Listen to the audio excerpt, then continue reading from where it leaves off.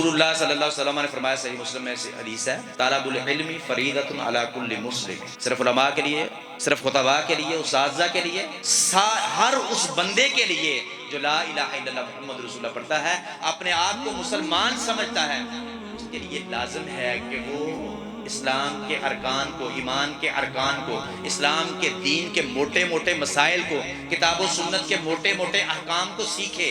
ہر بندے کے لیے لازم نہیں ہے وہ مفتی بنے، طلاق کے فتوے دیتا پھر بیوی کے فتوے دے، وراثت کے فتوے دے، یہ ہر بندے کے لیے لازم نہیں ہے، لیکن ہر بندے کے لیے لازم ہے کہ وہ ارکان ایمان کو جانتا ہو، ارکان اسلام کو جانتا ہو۔ وہ نماز پڑھتا ہے تو کیوں پڑھتا ہے، وہ اس طرح پڑھتا ہے تو اس طرح کیوں پڑھتا ہے، اس چیز سے وہ واقف ہے۔ تو ہر بندے کے لیے، ہر مسلمان پہ یہ لازم ہے۔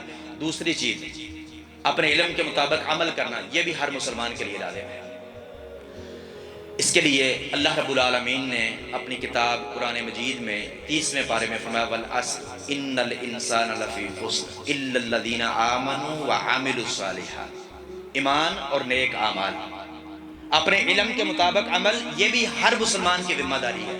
اور تیسری چیز، رسول اللہ صلی اللہ علیہ وسلم نے فرمایا، صحیح بخاری میں حدیث ہے، بلغوا انی ولو آیہ، پہنچا دو مجھ سے اگرچہ ایک آیت ہی پہنچی ہو۔